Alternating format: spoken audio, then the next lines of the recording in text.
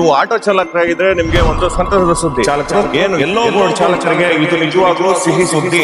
Accidental death ಆದಾಗ ಅಲ್ಲಿ ಕರ್ತವ್ಯದಲ್ಲಿ ಇಲ್ಲ ಅಂದ್ರೂ ಸಹ ತಮಗೆ ಅದು ಯೋಜನೆ ಸಿಗುತ್ತೆ. ನೋಂದಣಿ ಮತ್ತೆ ಸ್ಮಾರ್ಟ್ ಕಾರ್ಡ್ ವಿತರಣೆಯನ್ನು ನಾವು ಮಾಡ್ತಾ ಇದೀವಿ. ಸ್ನೇಹಿತರೆ, ನೀವು ಆಟೋ ಚಾಲಕರಾಗಿದ್ರೆ ನಿಮ್ಗೆ ಒಂದು ಸಂತಸದ ಸುದ್ದಿ. ಏನು ಎಲ್ಲೋ ಬೋರ್ಡ್ ಚಾಲಕರೇನಿದ್ದೀರಿ, ಈ ವಿಡಿಯೋನ ಸೇವ್ ಮಾಡ್ಕೊಳ್ಳಿ ಹಾಗೂ ನಿಮ್ಮ ಸ್ನೇಹಿತ ಚಾಲಕರಿಗೆ ಈ ವಿಡಿಯೋನ ಶೇರ್ ಮಾಡಿ. ಕರ್ನಾಟಕ ಸರ್ಕಾರ ನಿಮ್ಗಾಗೆ ಒಂದು ಯೋಜನೆ ತಂದಿದೆ. ಇದರಿಂದ ನಿಜವಾಗ್ಲೂ ನಮಗೆ ಚಾಲಕ ವರ್ಗಕ್ಕೆ ತುಂಬಾ ಅನುಕೂಲ ಆಗ್ತದೆ.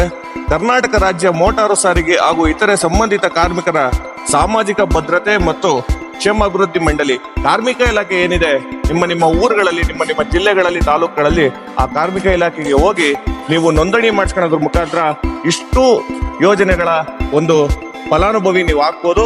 ಇದಕ್ಕೆ ಅರ್ಹತೆ ಕರ್ನಾಟಕ ರಾಜ್ಯದವರೇ ಆಗಿರ್ಬೇಕು ಚಾಲಕರು.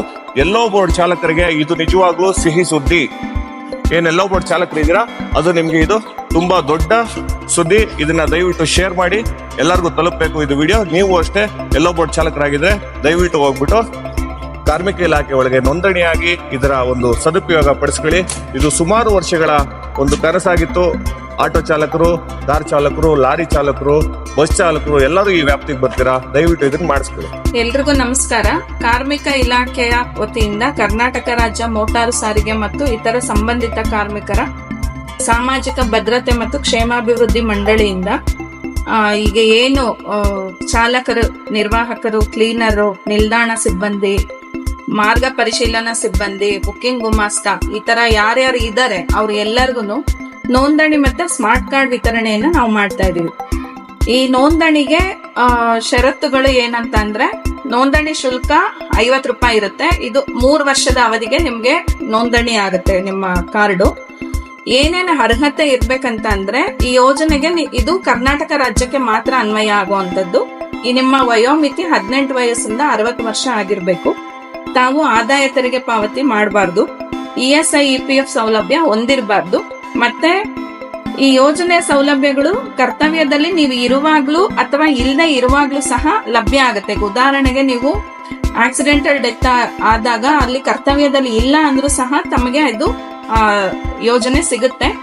ಮತ್ತೆ ಚಾಲಕರು ಕರ್ನಾಟಕ ರಾಜ್ಯ ಸಾರಿಗೆ ಇಲಾಖೆಯಿಂದ ವಾಣಿಜ್ಯ ವಾಹನ ಚಲಾಯಿಸಲು ಊರ್ಜಿತ ಚಾಲನಾ ಪರವಾನಗಿಯನ್ನ ಕಡ್ಡಾಯವಾಗಿ ಹೊಂದಿರಬೇಕು. ಈ ಎಲ್ಲಾ ಅರ್ಹತೆಗಳನ್ನ ಹೊಂದಿದ್ದು ತಾವು ಈ ಒಂದು ನೋಂದಣಿಯನ್ನ ಮಾಡಿಸ್ಕೊಳ್ಬಹುದು. ಅತಿ ಹೆಚ್ಚಿನ ಸಂಖ್ಯೆಯಲ್ಲಿ ಆಟೋ ಚಾಲಕರು ತುಮಕೂರಲ್ಲಿ ಇರೋದು ನಮ್ಮ ಗಮನಕ್ಕೆ ಬಂದಿರುತ್ತೆ. ನಾವೆಲ್ಲರೂ ಗರಿಷ್ಠ ಮಟ್ಟದಲ್ಲಿ ಬಂದು ನೋಂದಣಿಯನ್ನ ಮಾಡಿಸ್ಕೋಬೇಕು. ಇಡೀ ರಾಜ್ಯದಲ್ಲಿ ನಮ್ಮ ತುಮಕೂರು ಮೊದಲನೇ ಸ್ಥಾನದಲ್ಲಿ ನೋಂದಣಿ ಆಗ್ಬೇಕು. ಅರ್ಹರಿಗೆ ಈ ಒಂದು ಸೌಲಭ್ಯ ದೊರಕಬೇಕು ಅನ್ನುವಂಥದ್ದು ಇಲಾಖೆಯ ಆಶಯ ಆಗಿರುತ್ತೆ, ನಮ್ಮ ಸಚಿವರ ಆಶಯ ಆಗಿರುತ್ತೆ. ಸೊ ತಾವೆಲ್ಲರೂ ಇದನ್ನ ಸದುಪಯೋಗ ಪಡಿಸ್ಕೋಬೇಕು ಅಂತ ಅಂದ್ಬಿಟ್ಟು ನಾನು ಮನವಿ ಮಾಡ್ತೀನಿ.